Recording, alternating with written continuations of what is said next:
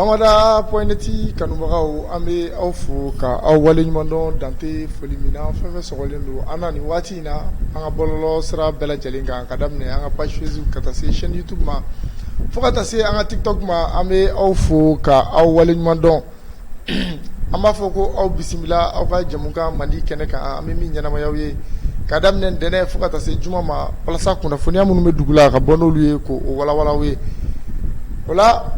ni kelen tɛna jamukan in ɲɛnamaya ni n balimakɛ fila bɛ ɲɔgɔn fɛ ani baarakɛɲɔgɔn ni o bɛna tali kɛ Kojo Tumani fo ka taa se Amadu Zɛri Ɲamele ma ɲɔni an ka don an ka baabu kɔnɔ fɔlɔ n bɛ kuma di u ma bamananw yɛrɛ ɲuman na kuma ma ɲi da kelen na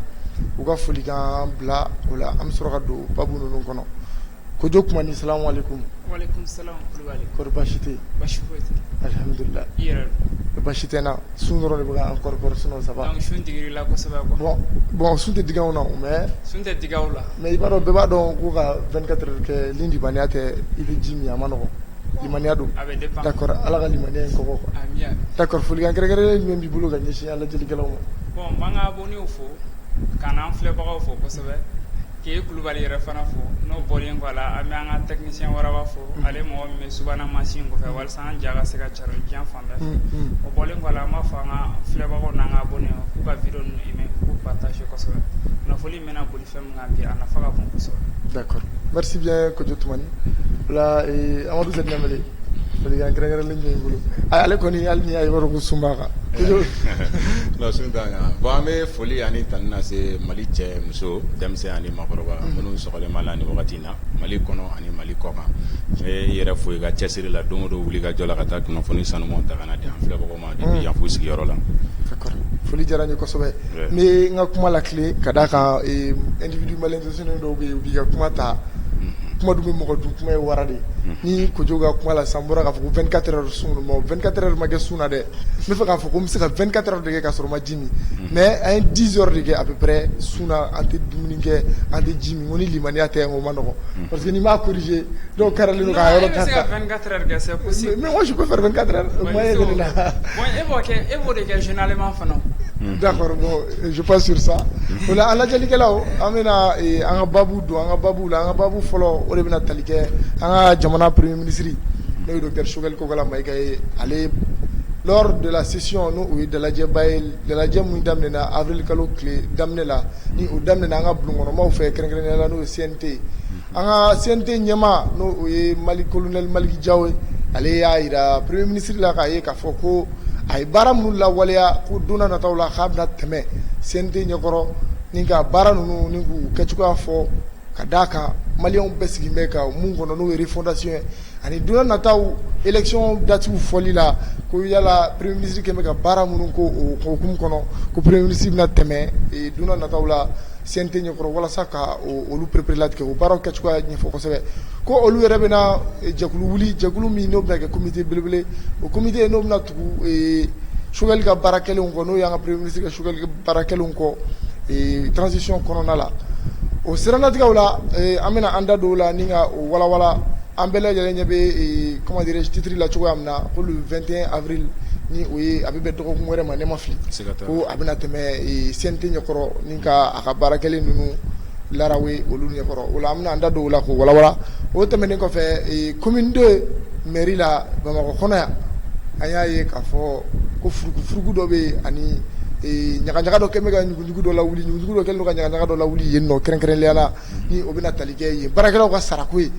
an bɛna an da don o la ka walawala dɔɔni an lajɛlikɛlaw bi fɛnɛ tuguni ko kasoladen dɔ bɛ yen o kɛra bi kasoladen dɔ ale delima ko ye ka taa odonto la ni ka taa ka furakɛliw la n'a ni gardiw bɛ taa ɲɔgɔn fɛ ko bi ko ani a ka maa dɔw bɛnna ko dɔ kan ni u taara ye ka fɛɛrɛ latigɛ walasa a bɛ se ka boli ni o boli senfɛ ni marifa ci ni o caman bɔra la an bɛna an da don o fɛnɛ la k'o prépare latigɛ aw ye o la n b'a fɔ ye k'a ka partage kosɛbɛ a y'a partage ka d'a kan an ka analyse kɛlaba fila minnu bɛ yan Tumani Kojo ani Amadu Zɛdi Ɲamele olu bɛ taa kunnafoni ta f'a sunkɔrɔ de ye ni ka a prépare latigɛ o la an bɛ don an ka ɲininkali fɔlɔ kɔnɔ ni o bɛna tali kɛ premier ministre ni ale ka CNT taga ɲɛkɔrɔla la an bɛɛ lajɛlen m'a dɔn k'a fɔ ko a yiralen don k'a fɔ ko premier ministre ko a bɛ baara la a nɔfɛmɔgɔw bɛ k'a yira a yɛrɛ ka kɛwalew bɛ k'a yira a ka kuma fɔtaw b'a yira k'a ye k'a fɔ ko a bɛ ka baara kɛ maa dɔw yɛrɛ y'a yira k'a fɔ ko a ka baara a taara plan d'action gouvernemental min présenté CNT ɲɛkɔrɔ a sigi waati fanga la ko a y'o baara 100 sarala 80 bɛɛ kɛ ka ban o la o kuma min fɔra ni CNT maaw tulo donn'o la o fana kɛra a danganiyara k'a fɔ ko est-ce que o de ma kɛ sababu ye ni Maliki Jaw ye a yira k'a fɔ ko premier ministre k'a bɛna tɛmɛ olu ɲɛkɔrɔ walasa ka na a ye baara minnu lawaleya nin waati in kɔnɔ walasa a ka se ka o da ni k'a lajɛ n'o sɔrɔ maliyɛnw mago bɛ mun na n'o o de ye refondation ye ni o ye ka transition ye ni ka a bila sen kan walasa an bɛ se ka taa élection na joona ka jamana in bila sira ɲuman kan ni o baara hukumu kɔnɔna la n'o y'a sɔrɔ Choguel bɛ ka baara min k'o kɔnɔ o ka se ka lakodɔn o siranatigɛw la kunnafoniyaw bɔra n'a ye k'a jira k'a fɔ ko le 21 de ce mois n'o ye le 21 avril 2022 ko an ka jamana premier ministre a bɛna taa CNT ɲɛkɔrɔ ni ka taa ka baara kɛlenw larawe yen nɔ ni ka taa a jira k'a fɔ ko n ye nin baara in de bila sen kan n ye nin de kɛ sen kan n ye nin de bila sen kan nin de kɛra walasa jamana in bɛ gɛlɛya min kɔnɔ a ka se ka bɔ a kɔnɔ an bɛ transition min kɔnɔ a ka se ka kuncɛ hɛrɛ la walasa a ka taa abuti élection min ni o bɛ taa kɛ ka taa maa ta k'o sigi fanga la ni kalafili jɛlen ni jamanaden bɛɛ ka choix ye o la n bɛna ɲininkali fɔlɔ mun tɛnku Kojo Tumani na o de bɛna tali kɛ yala an ka député bulon ɲɛmaa ni o de ye CNT ɲɛmaa ye colonel Jaw ale ka nin message ka taa se an ka premier ministre ma yala maliyɛnw kan ka mun de faamu a ko kɔnɔna la. Bon Kulubali i k'o ɲininkali diyara n ye kosɛbɛ n'i y'a ta k'a lajɛ bi in na Choguel bɛ baara min na transition ɲɛmaaw a n'a a gouvernement bɛɛ bɛ baara min na bi in na o dogolen tɛ maliyɛnw na n'i y'a ye k'a fɔ ko fo Maliki Jaw bɛ taa lettre adressée Choguel ma a ka n'a ka fɛnw a ma lettre adressée a la dɛ a kɛra don min na session bɛ kɛ a yɛrɛ tun bɛ yen Choguel yɛrɛ tun bɛ sur place ka kumakanw fɔ a ye walasa a ka se ka n'a ka kɛwalew bila CNT yɛrɛ ɲɛkɔrɔ an b'a fɔ k'o ye tare o puisque maliyɛnw bɛɛ ka laɲini ye nin de ye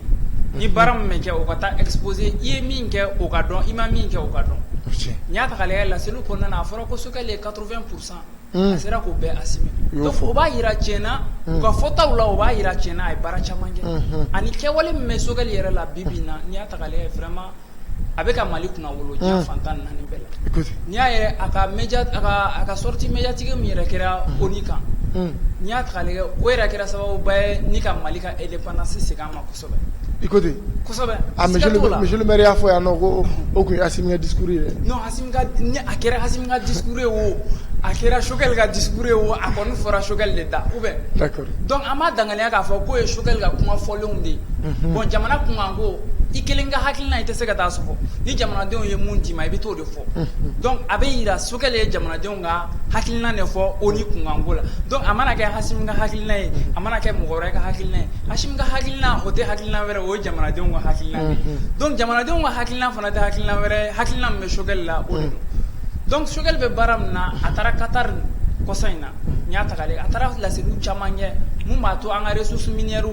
ani Qatarisiw tɛgɛ bɛ se ka di ɲɔgɔn ma cogo min donc o danganiya fana bɔlen n'i y'a ta k'a lajɛ de façon armement n'an taara armement niveau la u ye baara caman kɛ a tɛ se ka taa ni gouvernement ɲɛmɔgɔ tɛ o baara si tɛ se ka kɛ ni gouvernement ɲɛmɔgɔ tɛ ni premier ministre ma ordre min di a ka gouvernement na i bɛ se ka baara foyi tɛ se ka sabati a ka o siralatigɛw la a ka o cɛsiriw ninnu na n'i y'a ta k'a lajɛ bi in na radar bɛ Mali sɔrɔsiw bolo donc an bɛ se k'a fɔ a bɛ baara caman de la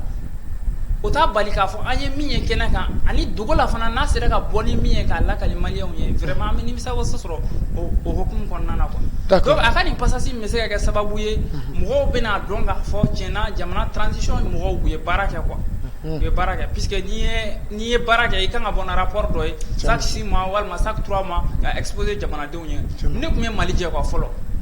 An ka ɲɛmaaw tun bɛ baara la mais u tun tɛ bɔ n'u ka rapport ye k'a d'an ma. Fiɲɛ mun yɛrɛ u ka baaraw kɔnɔna na an tun t'a dɔn nafasɔrɔ sira mun yɛrɛ u ka baaraw kɔnɔna na an tun t'a dɔn wagati. Bon ni Sogɛl bɔra Niger na k'a ka rapport di on va peser. Donc na wagati gouvernement na a ye min fɔ n'o sera ka waleya tiɲɛna vraiment il doit demeurer comme premier ministre jusqu'à la fin de la transition. Mɔgɔ bɛ ŋununukan min fɔ qu'il doit démissionner pour le moment bon ne t'a fait réel dɔn quoi. Mɔgɔ i mana ɲɛ cogo cogo i bɛ se ka kɛrɛfɛjugu dɔw sɔrɔ i la. Donc a ka nin laseli ninnu kɔnɔna na an b'a danganiya k'a fɔ ko don n'a nataw la n'a bɔra ka laseli kɛ an bɛna basigiba sɔrɔ Mali tagabolo kan quoi sur le plan politique. D'accord e bɔra ka dakuruɲɛ damadɔ min fɔ ni o de bɛna tali kɛ a ka ONU discours ka taa se a ka Qatar taga ma ka na se an ka finitigilakaw bɛ ka exploit ba mun kɛ an bɛ don min na i ko bi yala e yɛrɛ ye Sogɛl ka baara bɛɛ résumé ka bɛn o de ma wa?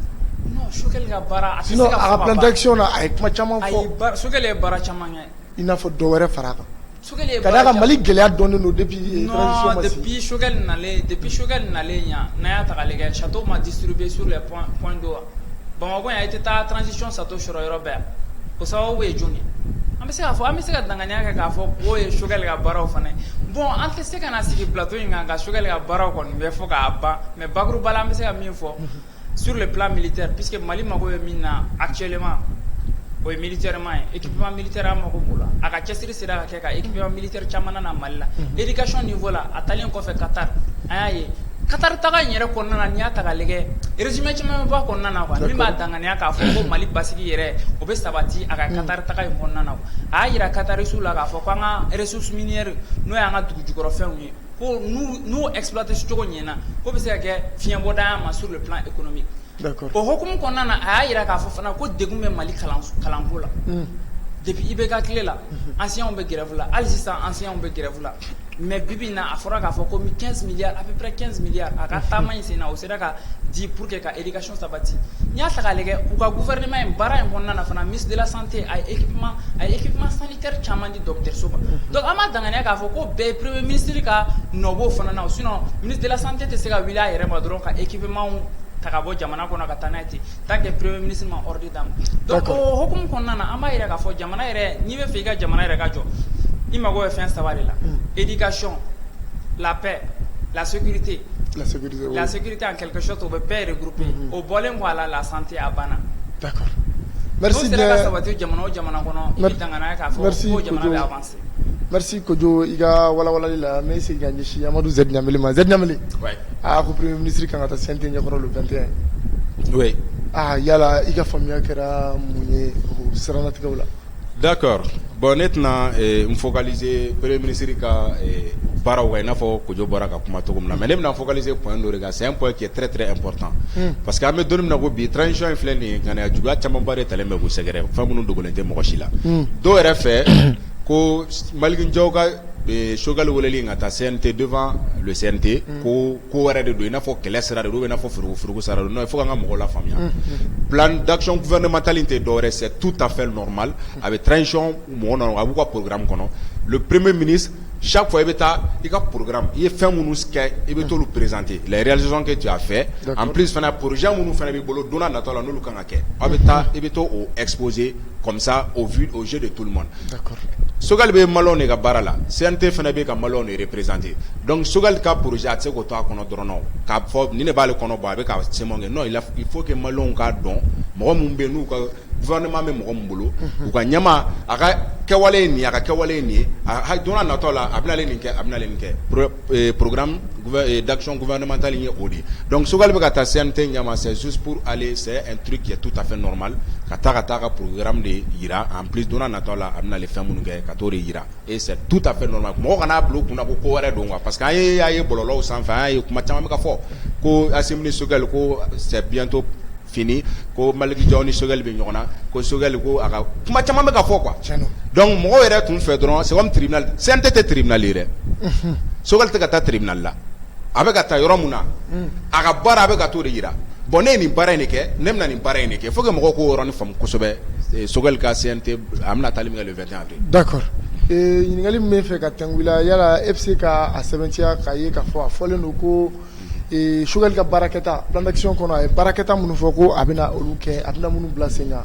ko o 100 sara la ko 80 bɛɛ kɛra ka ban yala e bɛ se k'o kuma in e bɛ se k'o sɛbɛntiya wa. Bon ne tɛ se k'o sɛbɛntiya mais ne kɔni b'a dɔn Sogɛl na ni bi cɛ Sogɛl na ni bi cɛ en grosso modo transition yɛrɛ na ni bi cɛ vraiment amélioration donna domaine caman na hali bi baara tɔba bɛ fana bɛ kɔ parce que on sait que i n'a fɔ Kojo Tumani filɛ k'i da maga niveau min na c'est vrai armée bɛ ka monter en puissance armée bɛ ka fait développer armée bɛ ka fɛn mais Mali dan tɛ Mali problème tɛ armée dɔrɔn ye il faut que mɔgɔw ka an k'o yɔrɔnin souligner c'est vrai armée ka lakana c'est très important mais ni armée bɛ ka taa secteur wɛrɛw bɛ yen i n'a fɔ économie niveau éducation niveau santé ko niveau donc vraiment il faut que hali bi baara ka kɛ olu niveau na mais mun yɛrɛ k'a fɔ ko Sogɛl ka u nana ni programme min ye ko k'a ye 80 ou bien 90% k'a la ne tɛ se k'o certifier an bɛ yɔrɔnin min na ko bi mais quand même je sais que dans l'ensemble vraiment Sogɛl an bɛ se k'a fɔ il va positivement a bɛ ka baara kɛ. D'accord. Merci bien Z Ɲamele. Kojo ne ɲɛsin i ma i ka kuma la sisan i bɔra k'a jira k'a fɔ ko maa dɔw b'a la ko Sogɛl ka démissionner mais o maa ninnu bɛ k'o fɔ kun min na yala i bɛ dɔ dɔw la wa. Bon an b'a dɔn bɛɛ b'o kun dɔn hali e Kulubali i b'a dɔn puisque c'est super flou ɲɛngoya dɔrɔn de don bi bi in na. Comme quoi. Fanga kɔrɔ mɔgɔw n'i y'a ta k'a lajɛ mɔgɔ min b'a fɔ ko Sogɛl ka démissionner est ce que e taara plateau dɔ kan k'a fɔ ko Sogɛl ka démissionner. Non non non. Est ce que ne taara plateau dɔ k'a fɔ Sogɛl ka démissionner. Est ce que Ɲamele fana taara plateau dɔ kan k'a fɔ Sogɛl ka démissionner. Non non. Mɔgɔ min bɛ k'a fɔ ko Sogɛl ka démissionner an k'a ɲini k'o identité dɔn mɔgɔ nasugu jumɛnw de don. Politiciens de ta. D'accord. Mais est-ce que mɔgɔ fana bɛ se k'i dafa. Mais c'est à leur propre intérêt u ka intérêt kama de u bɛ k'a fɔ ko Sogɛl ka démissionner puisque n'i y'a ta k'a lajɛ u bɛ kumakan jumɛn de fɔ sur les réseaux sociaux. Mais ne y'a ye k'a fɔ i bɛ ka nin mun fɔ avant l'arrivée de Sogɛl premier ministériel la Mɔkutari Wade mun tun bɛ yen ani Bandaw mun tun bɛ yen Sogɛl fana wulila olu kɔ ko f'olu ka démissionner dɛ ko parce qu'ils sont illégitimes. Bon illégitime ko in an ka dangari ko la bi bi in na. Ah mais non mais il faut appeler le gouvernement yɛrɛ bɛ. Il faut appeler le chat par son nom. Non il faut appeler le chat par son nom. Sogɛl yɛrɛ wulila ka kule ka fan bɛɛ kɛ kuma ye ka fan bɛɛ kɛ bɔliw ye k'a jira k'a fɔ ko olu mɔgɔ kɔfɛ bi bi in na an tun bɛ se k'a fɔ ni Sogɛl yɛrɛ tun tɛ gouvernement na a tun y'a sɔn k'a fɔ ko transition in prolongera kojugu parce que ɲɛna dɔn a tun ye kuma caman fɔ. Mais pourquoi ka maa minnu ko a ka démissionner a kana démissionner maa minnu bɛ ka pourquoi k'olu dɔgɔya. Bon an bɛ danganiya kɛ k'a fɔ ko élection na nataw la Sogɛl tɛna kɛ fɛn ye o a tɛna kɛ candidat ye an bɛ danganiya kɛ k'a fɔ la puisque a fɔra de ko n'i bɛ transition cadre kɔnɔna na ko élection nataw la ko i tɛ se k'i présenter donc Sogɛl sɔnna o risque bɛɛ de ma ka don donc on le suppose maintenant c'est un politicien neutre en quelque sorte donc an b'a danganiya k'a fɔ ko élection nataw la hali n'a kɔni bɛna politique baara kɛ a bɛna sɔn ka kɛ mɔgɔ wɛrɛ sinon a yɛrɛ kɔni tɛ donc c'est un politicien neutre politicien min bɛ kɛrɛfɛla la olu de bɛ ka kule ko Sogɛl ka démissionner puisque u b'a dɔn ni Sogɛl démissionner na facilement il a l'accès à Hassim. D'accord. Hassim bɛ niveau min na vraiment c'est quelqu'un a kunkolo bɛ baara kɛ mais il ne réagit pas trop quoi. An y'a danganiya k'a fɔ a sigida ni bi cɛ a tɛ réagir télé ninnu na est ce que i bɛ Hassim ye télé bɔ nin na i n'a fɔ i bɛ k'a kun bɛ bɔ cogo min chaque 23h chaque 0h k'an kulokɔrɔlaw tɔrɔ ni discours mun nafata la ye. D'accord. Merci beaucoup Kojo Tumani o la n bɛ ɲɛsin Amadu Z Ɲamele ma Z Ɲamele yala faranga b'i bolo ka fara nin babu kan. Effectivement n bɛ fɛ ka Tumani Kojo i da maga point dɔ la sisan nɔ o point ko ils ont dans leur droit ale bɛ ka minnu fɔ tan minnu bɛ ka Sogɛl critiquer c'est dans leur droit u ta de don u sago de don c'est pas que Sogɛl ka baara bɛɛ 100% c'est un droit Sogɛl fana n'an seginna an kɔ dɔɔni coup d'état kɛlɛ Sogɛl yɛrɛ y'a fɔ yan ko an tɛ militaire fanga ko la o kɛra maliyɛn bɛɛ ɲɛna donc mais bi a tilara ka na fɔ ko ka transition prolonger ko ka surasi fanga ka wa yɛrɛ bɛ tenir don kuma bɛɛ Sogɛl bɛ taa publiquement yɔrɔ o yɔrɔ ça il va en tenir Mali yɛrɛ kɔnɔ yan nɔ surasi kɔrɔ de fana de don i man ka ɲinɛ o yɔrɔnin fana ouais mais don min na ko a don min na a tun bɛ k'a fɔ k'an tɛ surasi fanga la o don an tun ta ye surasi fini na mais don min na a kɛra ministre ye de o don de an ye surasi fini na c'est pour vous dire que politicien vie ye fɛn dɔ de ye quoi a bɛ n'a fɔ denmisɛnninw ka tɛgɛrɛ warawara n'a ɲagara dɔrɔn mun bɛ kɛnɛ la o de bɛ n'o nisɔndiya c'est à dire que fɛn dɔ de don minnu bɛ mankan ci la n'u fana ye ɲɛfɛla sɔrɔ mais an k'o de kuma in tɛ problème ye mais n'i nana i n'a fɔ Sogɛl ye mun kɛ nin ye n'i kɔni nana k'i ka prévu jira problème t'a la sinon Sogɛl ye dɔ fɔ transition mais a sigira a ye baara kɛ mais o kɔrɔ tɛ ko kunu k'a fana de b'a daminɛ fo bi a fana tɛ ka transition dɛmɛ donc minnu fana bɛ k'ale critiquer bi k'ale dénigrer bi ils sont dans les droits, ça fait partie du jeu des jeux politiques. D'accord. Ouais. Merci bien Amadou Zed Niamele. Ba aw bɛɛ fo ka aw waleɲuman dɔn aw ka nin walawalali na. O la an bɛna don an ka babu filanan kɔnɔ ni o de bɛna tali kɛ commune 2 mairie. Ko ba bɛ yen dɛ. Ko yen baarakɛlaw wulilen bɛ maire nɔfɛ ko ka sababu kɛ u ka sarako ye. E min ni Amadou Zed Niamele n'i ka wulikajɔ ɲɛsinna a kunnafoni sɛgɛsɛgɛli ma yala nin waleya in nana cogo di? Commune de mairie là précisément monsieur le maire de la commune de Cheikh Abanyari. O y'a tɔgɔ ye? O y'a tɔgɔ yɛrɛ ye. A n'a ka cɛdenw bɛ ɲɔgɔn na nin y'a tile damadɔni ye. Au fait fɛn yɛrɛ ye jumɛn je vais en venir au fait. D'accord. O y'a essayé ka baara ɲɔngiri dɔ de kɛ mairie agent comme quoi k'a fɔ ko il est temps olu bɛ baara la u tɛ AMO la u tɛ ka AMO bénéficier u tɛ ka INPS bénéficier u ka salaire dɔw fana bɛ yen jusque là u ka salaire bɛ retard u ka salaire tɛ ka kɛ kalo 2 kalo 3 bɛ da ɲɔgɔn kan sara tɛ ka kɛ donc ko toro c'est toro donc u ye baara ɲɔngiriw kɛ ka bɔ finalement u nana yira yɛrɛ de ko faut que ka mairie yɛrɛ de falen ko faut que Cheikh yɛrɛ de ka taa donc o ɲɔgɔn sama de bɛ commune de mairie la n bɛna mun f'i ɲɛna Kulubali. D'accord. A ma mɛn ni plateau kelen ka kɔsan na ye total mɔgɔw yɛrɛ sɔn yan nɔ olu fana y'a yira gɛlɛya kelen b'u kan o de ye assurance ko ye an bɛ don min na ko bi Mali kɔnɔ quand tu es salarié k'a fɔ k'i bɛ baara la tu n'es pas assuré vraiment fɛn mun don magaritɔ ko don quoi salarié bɛɛ kan ka assuré bi an bɛ don min na ko Mali la bi parce que AMO ni INPS ye fɛn dɔ de ye baara dɔɔni tɛ yen bilen mais i bɛ baara la mɔgɔ min bolo o de bɛ se ka baara kɛ baara lankolon ye voilà donc n'a fɔra e bɛ baara la ni e denw bana la baara b'e bolo maɲumatɔ ko e bɛ baara la assurance tɛ yen i bɛ san 100 kɛ baara dɔ la mais n'i ye baara in bila don min na a banna o tɛ baara la hɛrɛ dɛ donc INPS dun nafa o de ye FNSS kɛtɔ de dɔwɛrɛ ye pour que baarakɛla mana baara bila don nataw la a ka se ka balo a ye san 10 san 30 san 50 kɛ baara mun na retraite y'o don i ye san 50 60 kɛ baara mun na mais bi i tɛ se k'i fanga tɛ se k'a kɛ nka i k'a baara hali bi i k'a tɔnɔ dun INPS dabɔ o de kama donc n'a fɔra ko mairie agent bɛ nin baara in na k'u tɛ ka AMO la olu tɛ INPS la o ka bɛn tiɲɛ ma sara fana tɛ sɔrɔ donc finalement u fana u nana essayer ka depuis le 14 avril n'o tun ye kunu ye donc a chauffelen don hali bi u bɛ ɲɔgɔn na kɔni mais pour le moment hali bi u ka wari ma di donc laɲiniw kɔni ma sabati mais don n'a nata la ni kunnafoni wɛrɛ min bɔra la an bɛna an sigi plateau kan k'o fana ɲɛsigi. D'accord, merci bien Amadou Zed Niamele. Kojo yala Zed bɔra ka kunnafoniya mun da kɛnɛ kan sisan n'o ye mairie commune 2 mairie agent ka sarako ye an'u ka assurance ko yala i ka analyse ye mun ye nin fɛn in kan? Bon Kulubali n'i y'a ta k'a lajɛ yuruguyurugu kɔni o banna Mali la o. A banna? Non yuruguyurugu i tɛ se ka yuruguyurugu kɛ Mali la bilen. N'i y'a kɛ dɔrɔn i nɔ bɛ minɛ a la puisque depuis Hasimi tile in nana ka sigi bi bi in na surtout dans ces 2 derniers mois là an ye yuruguyurugukɛlaw caman nɔ minɛna u ka kow la e maire tɔ e sigira jamanadenw ka kin commune ka danaya bi kan i sigira i y'i kali commune ɲɛkɔrɔ k'u bɛ baara kɛ ladiriya kɔnɔna na n y'a tila fɛn mun ye kɔni u ka récompense ye ni fɛn min bɛ d'u ma fɛn de ma simple salaire o kɔni d'u ma mais AMO ko in n tɛ jigin maire la quoi AMO ko in n bɛ taa fo kanam niveau la ka segin ka na maire ka niveau la yanni mɔgɔw ka girin k'a fɔ ko maire k'olu don AMO la ko service da ninnu k'u don AMO la pourquoi kanam yɛrɛ tɛ a fɔ ko Mali la service o service bɛ yen jakosa n'i b'i ka paiement kɛ i kan k'i ka mɔgɔ don AMO la pourquoi kanam ne demande pas ça? Mais est-ce que kanam bɛ se k'obliger mɔgɔ kan? Comment kanam bɛ se k'obliger o? Non kanam tɛ se k'obliger non i jɔ jamana ɲɛmɔgɔw de bɛ se ka o voilà jamana ɲɛmɔgɔw de bɛ se k'o laɲini kɛ kanam fana bɛ se ka o laɲini kɛ jamana mɔgɔw fɛ o ka taa kanam niveau la quoi si tu vois kanam même c'est une structure c'est mal sélectionné quoi. Comment ça? Voilà, à concours nous ce ne sont pas du tout transparents. Alors, dernière sélection on aura qu'un kunnafoni caman mɛ kan k'a fɔ ko mɔgɔ minnu sélectionnés ils sont pas légitimes. Donc o b'a yira an na k'a fɔ hali n'i bɛ AMO la sa e bɛ sigi e b'a miiri ko n'i bɛ AMO bɛɛ la n'i taara n'i ka carte d'AMO ye est ce que kanam pharmacien bɛɛ bɛ sɔn ko n'i bɛ service da dɔw la k'a fɔ k'u bɛ o AMO o kanam fɛn k'o reconnu o t'o reconnu dɛ. Ayi de o b'a reconnu dɛ. Non c'est pas tout. Ayi fura dɔw de bɛ yen o de tɛ AMO la. Voilà fura dɔw bɛ yen olu tɛ AMO la ani pharmacien. Wa pharmacien ne delila ka service ye comme pompiste mun i bɛ k'a fɔ station Somaya ne delila k'o pompiste dɔ ye o tun bɛ AMO la mais a ka fɛn a ka AMO ma reconnu par le canal. Oui, olu bɛ kɛ an bɛ segin ka na u ka yɔrɔ in na quoi comme an ka niveau tɛ kanam base ba la Bon, ils sont tout à fait dans leur droit. Bibi Nanima y a un mairie constructeur là, qu'a fait à la quartier qu'on a mouillé béat au mairie barala, idée me bana, manimatokula, tiena, au moins.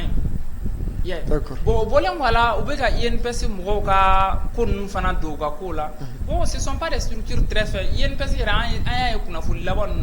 voir moi échapper au budget qu'on a massé. Ça a dépassé tout le monde. Plus de 18 milliards, au béga échappé service d'accueil naturel bien Mali qu'on a. Donc, Yurugu, à madame n'est mairie d'Orona, mais mairie ou quand la mairie n'est pas bonne, ou lire un retard à Kojuma. Ils ont trop de retard. D'accord. Ika kuma kono sisa I bora ka kuma wɛrɛ labɔ kuma de filɛ ale de b'a ba wolo kuma b'a ba wolo I bora ka yɔrɔ dɔ fɔ sisan ko pompisi dɔ bɛ yen k'ale bɛ amo la mais k'a ka amo reconnu tɛ par le Canam. D'accord. Bon, I ka nin ka ɲi c'est vrai, moi je peux en témoigner. J'ai un ami ale fana bɛ baara kɛ société privée dɔ la Mali la mais société privée in tɔgɔ to yen. U fɛnɛ k'u to baara in na okumu kɔnɔna la u kɛlen don ka carte amu dilan k'a d'u ma mais a si tɛ nafa ɲɛ a si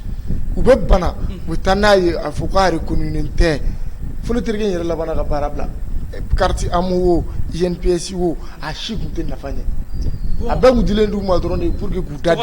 tɔgɔ dɔrɔn tɔgɔ de don o de kama n bɛ k'a fɔ u kana girin amu ni fɛn ninnu kɔnɔ quoi amu ni fɛn kɔnɔ u bɛ se ka conséquence ba sɔrɔ quoi puisque déjà n'i bɛ amu la maire bɛ se k'o kɛ prétexte ye ka fɛn dɔ retirer yɛrɛ ka b'u ka salaire kɔnɔna na k'a sɔrɔ état m'o retirer bon ni I kɔni b'a dɔn n'i bɛ amu ni INPS la à chaque fin de mois I chargelen don ka fɛn dɔ kɔni bila amu fɛn kɔnɔna na même si c'est les 10% des médicaments qui est chargé quand même I den man kɛnɛ o a ka kɛnɛ o amu kɔnɔna n'i ka kalo sara de kɔnɔna na dɔrɔn I bɛ fɛn dɔ kɔni bila amu kɔnɔna na ani INPS kɔnɔna na bon maire bɛ se ka o bɛɛ kɛ siratugu da I b'a dɔn bibi na Mali quartier ninnu hali n'i bɛ carré kɔnɔna na I bɛ cachet dilanbaga sɔrɔ c'est pas du tout normal hali I bɛ se ka maire ka cachet dilanbaga sɔrɔ carré kɔnɔna na I bɛ se ka amu carte dilanbaga sɔrɔ carré kɔnɔna na est-ce que c'est reconnu par les Canam m'u dilan donc u kan ka yɛlɛ Canam niveau de là pour faire ces reconquêtes là c'est pas au niveau de la mairie. D'accord. Voilà. Merci Kojo. N bɛ segin ka na Amadou Z ma ale min taara nin kunnafoni tigɛ fo a sunkɔrɔ Amadou Z Namili yala hali bi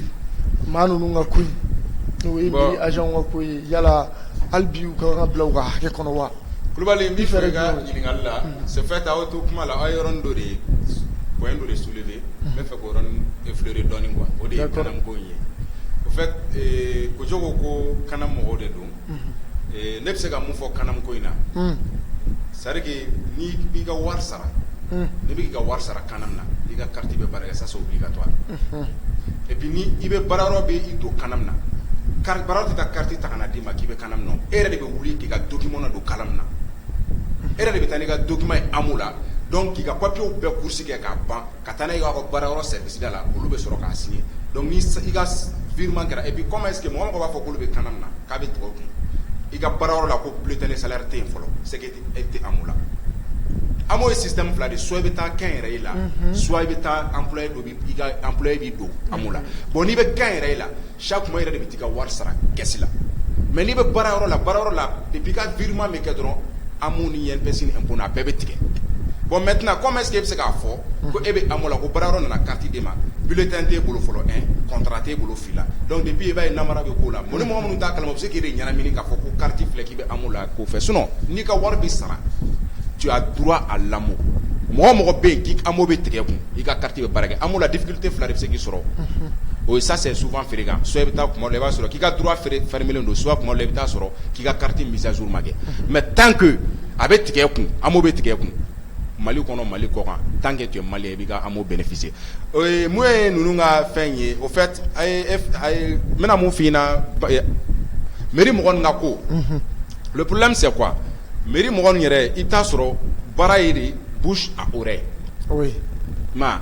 bon maire kɔni y'a lajɛ dɔrɔn ne cousin dɔ dɔgɔnin bɛ yan fɛ ou bien n ka madamu neveu dɔ bɛ yan fɛ donc o bɛ na cɛ I tɛ baara ɲini an dɔgɔnin cɛ I tɛ baara ɲini nin mɔkɛ nin bon a fɛn ka kan sɔrɔ mairie la bon o bɛ na dɔrɔn bon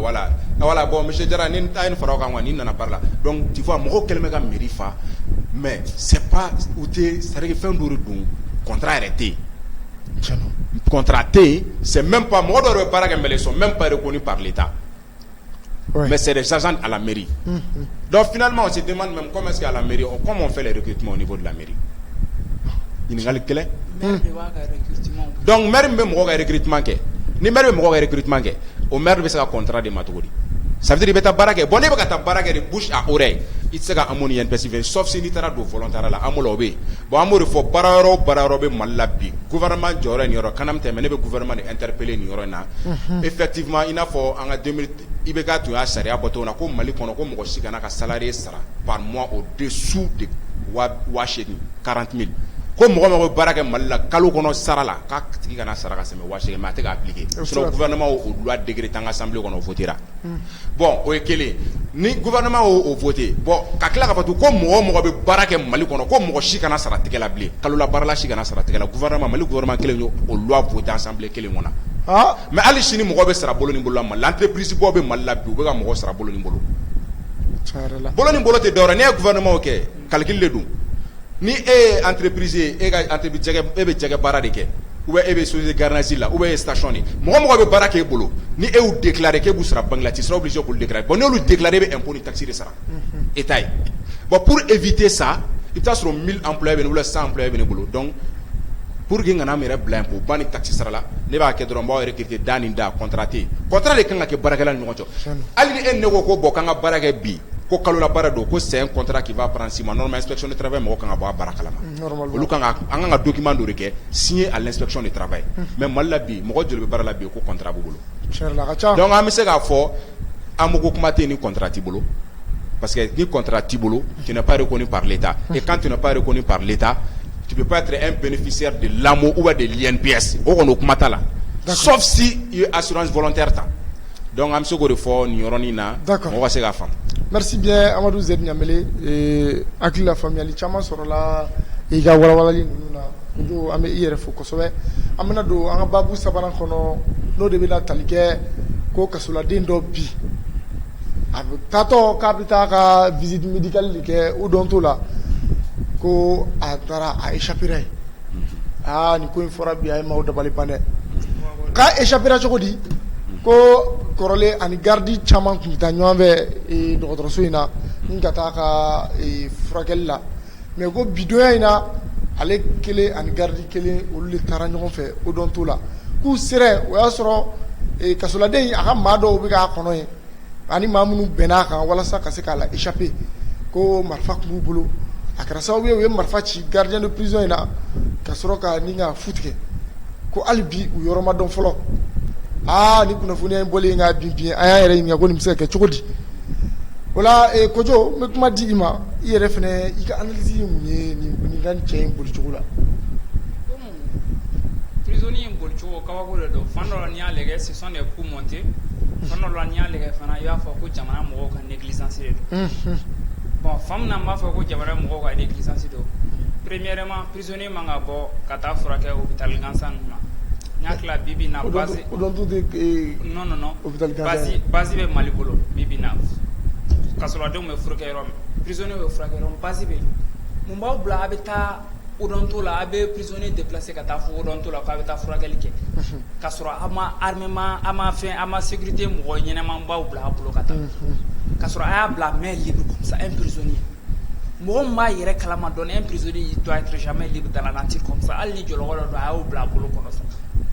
même si c'est pas pour le dénigrer a ye fɛn dɔ kɔni bila min b'a to k'a fɔ a tɛ se ka accès sɔrɔ arme na ɲininkali fɔlɔ min yɛrɛ bɛ ne bolo mun bɛ ne dabali ban nin ko in kɔnɔna na prisonnier in yɛrɛ arme sɔrɔ min ayi ko a jɛɲɔgɔn dɔw de tun bɛ k'a kɔnɔ a jɛɲɔgɔn dɔw de tun bɛ yen a jɛɲɔgɔn ninnu ye accès sɔrɔ cogo di o yɔrɔ la ka sɔrɔ o yɔrɔ surveillance o yɔrɔ mais u ma don dɔgɔtɔrɔso kɔnɔ on dirait k'a kɛra da de la o don t'u da de la olu tun bɛ k'a kɔnɔ da la u nana u bɔra taxi de kɔnɔ attaque in kɛra effectivement bon ɲininkali bɛɛ bɛ kɛ yen wa est-ce que mɔgɔ min tun bɛ o surveillance fana na olu fana est-ce qu'ils étaient vigilants n y'a tila hôpital ninnu kɔnɔna na bɛɛ sisan i bɛ taa sɔrɔ policiers bɛ yen dɛ effectivement voilà est-ce que o policier alentour min tun bɛ est-ce qu'il était si vigilant ɲininkali bɛ kɛ o partie de négligence quoi yɔrɔ min an b'a fɔ ko coup montélen de don puisque fɛn kasoladen il n'a pas accès à la nature il n'a pas accès à la nature de façon naturelle cogo min ale bɛ se ka taa mɔgɔ sɔrɔ min bɛ yen ka taa sigi hôpital da la k'ale makɔnɔ kabako ko de don c'est un coup monté a b'a yira k'a fɔ ko soit mɔgɔ ninnu ye accès sɔrɔ a la depuis dans sa maison d'arrêt maison centrale d'arrêt la MCA la a bɛ se k'a fɔ an ma se ka danganiya k'a fɔ ko mɔgɔ ninnu tun bɛ taa lajɛ k'a sɔrɔ policiers tun bɛ accès ba di un prisonnier comme ça minɛni yɛrɛ la an y'a kunnafoni min bɔra k'a fɔ k'a minɛna k'a to ni marifaci kelen de la ou bien a b'a dɔn mɔgɔ min o don mina a bɛ minɛ k'a bɛ don mina k'a minɛli gɛlɛyara dɛ a ka kumakan fana de k'a fɔ ko ni polisi ma n'i minɛ ko i kana temps d'a ma i ka marifa ci a la mɔgɔ min yɛrɛ ka kumakan ye nin ye a yɛrɛ bɛ to k'o fɔ a ka kumakanw na d'après les historiques an ye mun mɛn surtout Facebook kan ani kɛrɛfɛ kumaw la a yɛrɛ bɛ to k'o fɔ mais don kɔrɔlen a yɛrɛla k'a fɔ k'a somɔgɔw de tun bɛ taa n'a yɔrɔ ye mais bi mun kama a somɔgɔw ma tugu a kɔ ɲininkali bɛ yen kɔrɔ a somɔgɔw fana ka ku labɛn nin de tɛ walasa ka se k'a fɔ ko bi kɔni n'an ma taa parce que an bɛ danganiya k'a fɔ n'a somɔgɔw tun taara laseli tun bɛ se k'a fɔ a kɔni tun tɛna se ka boli a somɔgɔ ninnu kɔni ɲɛma mais a tunnen filɛ nin dans la nature on souhaite un bon Dieu qu'il soit retrouvé sinon ça c'est un bandit t'a dɔn n b'a f'i ye cogo min quoi nin ye bandit nasugu min ils sont dangereux pour la population quoi mɔgɔ min bɛ kariya ka lakana tigilamɔgɔ ka marifa jɔ o la i b'a dɔn civil gansan kɔni ɲɛtigiw ka yɛlɛ kɔni o t'o sɔrɔ ko la. D'accord, merci bien Kojo o la an b'an ɲɛsin Amadu Zɛri Ɲanbɛli ma komi nin kɛra aw yɛrɛ ka carré kɔnɔ yala i bɛ se ka ɲɛfɔli jumɛn k'an ye ni kasoladen ka nin boliko in na. Kulubali n b'i fɔ i ka ɲininkali la i b'a dɔn Mali kɔnɔ sisan nɔ an bɛ ka taa cogo min na sisan Mali bɛ ka kɛ Amérique de sisan cinéma de bɛ ka commencer ka bɔ Mali la ka caya. cinéma de b'a bɔ mais pour que ka fɛn yɛrɛ sinsin ka ɲɛ dɔɔni je vais revenir au fait n'a fɔ i yɛrɛ y'a détail di cogo min na mais détail dɔ bɛ yen n b'olu fara kan. D'accord. D'abord fɔlɔ mɔgɔw k'a dɔn wale in yɛrɛ kɛra dɔgɔtɔrɔso jumɛn na. wale in kɛra odontostomatologie de la mun filɛ nin ye Bamakɔ kura en face de la primature en face de l'ANP tout près du monument de l'indépendance centre in bɛ yen nɔ de d'accord o la sa Kulubali bon comme yɛrɛ ye wale in kɛ a tɔgɔ Golo Sidibe n'u bɛɛ b'a wele ko Lajifima o y'a tɔgɔ ye e bɛ se k'a faamu cogo di mɔgɔ min sisan e bɛ bɔ ka taga un prisonnier un voleur un délinquant un bandit yan'an ka n'a ka nin bi boli ma an bɛ na fɔlɔ a ka waleya tɛmɛlen na yan'an ka n'a ka bi boli ma pour que k'a dɔn ko nin ko in ko nin tɛ ko jɛlen ko négligence don Golo yɛrɛ de la ka minɛ ka se kaso la cogo di Golo sera kaso la cogo di polisi dɔw ka témoignage la Golo sera kaso la cogo di don na olu taara k'u bɛ taa Golo minɛ k'a ye waleya cɛjugu dɔw kɛ ko Golo ma sɔn a ka tɛgɛ ka d'a kan ten dɛ polisi minnu nana minɛ a ye ta dayɛlɛ o kan siga foyi t'a la o ye polisi dɔw yɛrɛ de ka kuma ye et puis lui était sur place il est témoin mais en plus ale yɛrɛ ni minɛli min bɛ ka ɲɛfɔ tan a sera kaso la to parce que faut que a ma boli yan mɔgɔw k'a faamu cogo di Golo sera kaso la donc k'u taara k'u bɛ taa Golo minɛ Golo ye kisɛ ci polisiw la ani polisiw ka échange de tir senfɛ kisɛ y'a yɛrɛ sɔrɔ a kɔnɔ la a n'a a sen donc o kɛra sababu ye a dɛsɛra polisiw sera ka Golo minɛ ka taa ni Golo ye MCA la bon e ko o mɔgɔninfin sugu la et puis a donné MCA la fɛnɛ o y'a sɔrɔ a ka jugement ni fɛnw kɔnɔ i n'a fɔ Kojo bɔra k'i da maga ka vocal dɔ de sɔrɔla a ka téléphone kɔnɔ vocal mun na a bɛ k'a fɔ a tɔɲɔgɔn dɔ ɲɛna ko ni polisi nana k'u b'u tɛgɛ da ko ni cɛbakɔrɔ polisi t'i minɛ ka taa n'i ye ten ka sɔrɔ a ma ko dɔ kɛ quoi ko ni polisi nana k'a b'i minɛ tant que ka chargeur kisɛ b'a la ko polisi man ka tɛgɛ da ka chargeur kisɛ to a la quoi donc n'u nana i b'a tugu la de bon o mɔgɔninfin sugu mun bɛ se k'o waleya bɛ mɔgɔ mun na Kulubali ne tɛ se k'o faamu cogo di o tigi bɛ taa bila kasokoba la ko o bɛ taa traitement kɛ civil wa dɔgɔtɔrɔso la parce que odontostomatologie c'est un clinique c'est civil c'est purement civil donc o tigi bɛ taa traitement kɛ yen et puis traitement mun don a bɛ to ka taa kuma bɛɛ nin t'a siɲɛ fɔlɔ tout le temps k'a bɛ to ka taa traitement kɛ yen quoi donc traitement in fana sɔrɔla ka incarcération fɔlɔ in de fɛ kisɛ ti mun kɛra la olu traitement in de sen a b'o de sen na quoi donc ko ba bɛ kɛ traitement kɛyɔrɔ la ka kɔrɔ i n'a fɔ Kojo bɔra k'i da mais n bɛna n tɛmɛ olu de ta parce que Kojo olu yɔrɔ de taw di masaw tun bɛ kɛ yen fɛn bɛ kɛ yen mais ɲininkali min bɛ yen sisan n'o k'o dɔn o de ye k'a fɔ comment est-ce que Golo tɔɲɔgɔn taar'u sigi yɔrɔ in da la Mali u bɛ Golo don taxi kɔnɔ ka tila tugun gardien prison kelen hali PA t'a bolo c'est à dire que hali e bɛ to u b'a fɔ ma ko tola misigɛnbere in hali tola tɛ gardien in bolo n'a bɔra ka rangers n'a ka tenue na quoi o bɛ se ka taa cogo di ka da un vagabond comme Golo Sidibe imagine mɔgɔ min ni polisiw ye kisɛ ci o bɛ se ka da o kan cogo di ka t'o bila dɔgɔtɔrɔso la ni Lahuta dɔgɔtɔrɔso belebeleba in na tilegan dere événement in ça s'est déroulé entre 11h midi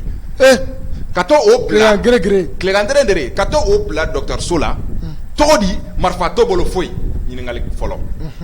o taara o bila fɛnɛ ɲininkali filanan ye mina jumɛn ça c'est très très important n t'a dɔn n'i bɛ Bamakɔ primature mɔgɔ mɔgɔ bɛ primature dɔn bɛɛ b'a dɔn polisi dɔ bɛ jɔ Bamakɔ primature la a bɛ sentinelle monter 24 heures sur 24 polisiw bɛ sentinelle monter PM de bɛ k'u bolo